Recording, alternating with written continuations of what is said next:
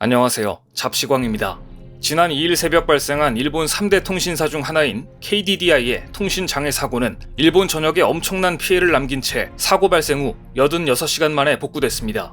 가입자 3천만 명이 넘는 거대 통신사가 통신장애를 일으키자 전화는 물론 기상예보와 금융, 교육, 문화 등 기본적인 생활 서비스가 모두 단절됐던 것은 물론 특히 JR 화물은 컨테이너 위치를 파악하는 기기를 사용하지 못해 일본 전역에서 열차가 지연되는 사태까지 발생했습니다. KDDI 통신장애 사태는 가뜩이나 폭염에 펄펄 끓는 일본 열도를 충격과 공포에 몰아넣은 사건이었습니다. 허둥지둥 복구 작업에 나선 KDDI는 설비 교환 작업 과정에서 불량이 발생했고 교환기 처리 부담을 줄이기 위해 통신량을 줄이다 보니 통화나 데이터 통신 연결이 매끄럽지 못했다고 사과했지만 성난 일부 사용자들은 피해 배상을 받겠다며 소송을 준비 중인 것으로 알려졌습니다. 일본 KDDI의 통신 장애 사태는 한 번 장애가 발생하면 사회 전역의 기능이 마비되고 막대한 피해를 낳을 수 있다는 것을 보여준 사건이었습니다. 특히 이번 통신장애 사태는 일본의 가장 취약한 인프라가 무엇인지 다시 한번 부각시켜주고 말았습니다. 바로 토요타와 스바루 등 현지 자동차 업계가 제공하는 커넥티드카 서비스가 사흘째 완전히 먹통이 되었기 때문입니다. 현재 일본에서 제공되는 커넥티드카는 차에서 떨어져 있어도 스마트폰으로 문을 열거나 시스템을 확인하는 기능인데 토요타와 스바루 차량을 이용하는 시민들은 갑작스러운 통신 장애가 발생하자 긴급 상황 시 콜센터 운영자의 연락까지 불가능해졌고 86시간 동안 운전자들의 항의가 빗발쳤습니다. 토요타에서 제공하는 커넥티드카 서비스는 아직 초보적인 수준입니다. 스마트폰으로 차량 상태를 확인하거나 긴급 상황 시 콜센터 운영자에게 연락하는 단계이지만 이마저도 통신장애가 발생하자 무용지물이 되고 만 것입니다. 그런데 이 같은 사태가 일본 자동차 업계에 치명타가 되었다는 전망이 나오고 있습니다. 전기차에서 한 발 늦은 일본 자동차 업계가 역전을 위해 사활을 걸고 있는 서비스가 바로 커넥티드카였기 때문입니다. 최근 커넥티드카 시장은 무섭게 발전하고 있습니다. 커넥티드카는 기본적으로 통신이 가능한 자동차를 뜻합니다. 이를 통해 자율주행 자동차, 더 나아가 지능적인 서비스를 제공할 수 있는 스마트카 등 미래형 자동차에 대한 다양한 개념으로 확장될 수 있습니다. 초기에는 인터넷 연결을 통해 원격으로 시동을 걸고 전화, 메시지, 이메일을 송수신하는 정도였다면 최근에는 안전한 자율주행 또는 주행 보조 기능을 제공하거나 차량들끼리 서로 교통 흐름 등에 대한 정보를 주고받는 데까지 와 있습니다. 전문가들은 앞으로 커넥티드카가 증강현실 기능을 탑재하고 사용자가 차 안에서 다양한 컨텐츠를 즐기고 다른 차량과 통신을 위해 수준 높은 자율주행을 하는 단계로 발전할 것이라고 전망합니다. 그런데 커넥티드카가 제대로 운행되기 위해서는 사물들과 촘촘하게 얽힌 네트워크가 필요합니다. 도로 인프라, 가드레일, 가로등, 버스 정류소 등과 차량 간의 정보를 통합하고 제어하기 위한 시스템이 갖춰져야 한다는 것입니다. 그래서 커넥티드카 사업은 흔히 스마트시티와 같은 도시 인프라 구축과 함께 만들어지곤 합니다. 그런데 일본은 전기차에서 한국의 주도권을 빼앗기고 빠른 시간 안에 따라잡기 힘들다고 느꼈는지 커넥티드카에 승부수를 띄웠습니다. 토요타와 닛산은 자동차에 내장된 소프트웨어 업데이트만으로 자율주행 같은 고도의 기능을 향상시킬 수 있는 무선 업데이트 차량을 연내 출시할 예정입니다. 토요타는 렉서스 LS를 시작으로 다양한 차종에 같은 사양의 무선 업데이트 기능을 탑재할 계획이고 닛산도 전기 자동차에 무선 업데이트 기능을 도입하기로 했습니다. 이 기능이 있으면 소프트웨어 업데이트만으로도 차선 변경, 추월, 속도 등 자율주행 관련 성능을 향상시킬 수 있습니다. 또 소프트웨어 업데이트로 기능 추가가 가능해 나라마다 다른 안전 기준을 간단히 충족시킬 수 있습니다. 일본 자동차 업체들이 이 같은 기술을 완비한다면 테슬라와 비슷한 서비스를 제공하면서 자동차 산업 판도가 급변할 것이라는 전망이 나오기도 했습니다. 하지만 토요타와 닛산의 꿈은 빠른 시일 안에 이뤄지긴 힘들 것 같습니다.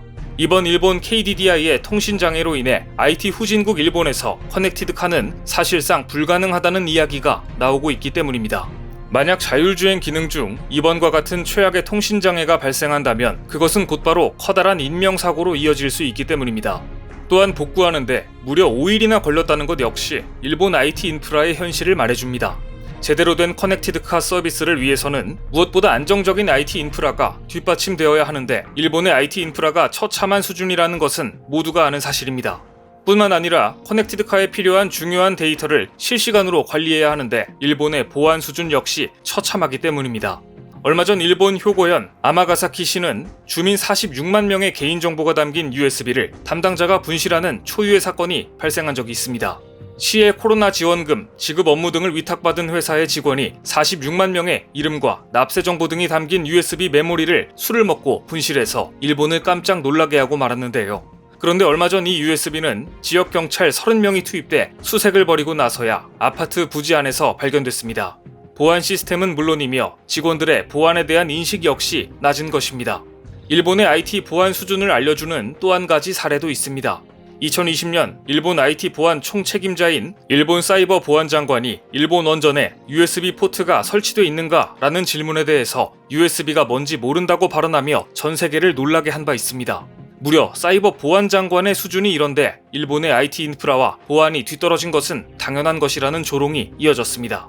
이렇게 일본의 후진적인 IT 인프라도 한 가지 이유이지만 무엇보다 토요타가 야심차게 준비하던 커넥티드카 프로젝트가 완전히 백지화될 위기에 처했습니다. 얼마 전 세계 48개 통신업체가 일본 자동차 3사에게 커넥티드카 특허 사용료를 요구해 왔기 때문입니다. 노키아를 포함한 48개 통신업체는 LTE 통신 규격 관련 특허 사용료 협상을 담당하는 일명 기업 사냥꾼 아반시를 앞세워 토요타, 혼다, 닛산 등 일본 자동차 대기업 3사에 해당 특허를 포괄적으로 사용하는 대가로 차량 한 대당 15달러를 줘야 한다고 주장하고 나섰습니다. 커넥티드카에 사용되는 4G 관련 표준 필수 특허의 약 70%를 보유한 이들 48개 통신업체는 일본 자동차 3사가 이 특허 사용료를 물어야 한다고 주장하고 있습니다. 만일 일본 자동차 3사가 이 요구를 받아들일 경우 특허료만 연간 2천억 원을 지불해야 할 상황에 내몰렸습니다. 이렇게 되면 차량 가격 상승은 불가피해지고 가격 경쟁력을 잃게 되는 것입니다.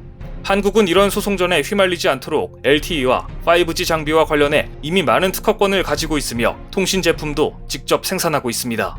또한 통신비 역시 한국은 과학기술정보통신부의 주도로 국내에 서비스되는 커넥티드카에 알뜰폰 회선 이용료를 부과하는 방식입니다. 현재 현대차와 테슬라, 메르세데스 벤츠 등은 커넥티드카 서비스를 위해 국내에서 알뜰폰 회선을 사용 중입니다. 테슬라의 경우에는 세계 어디서든 인터넷 서비스를 제공하는 스타링크 프로젝트가 완성되면 우주 인터넷을 활용한 커넥티드카 서비스를 제공한다는 계획입니다. 한국도 얼마 전 누리호 발사에 성공한 만큼 앞으로 테슬라처럼 인공위성을 띄워 커넥티드카 서비스에 활용하는 것 역시 가능할 전망입니다.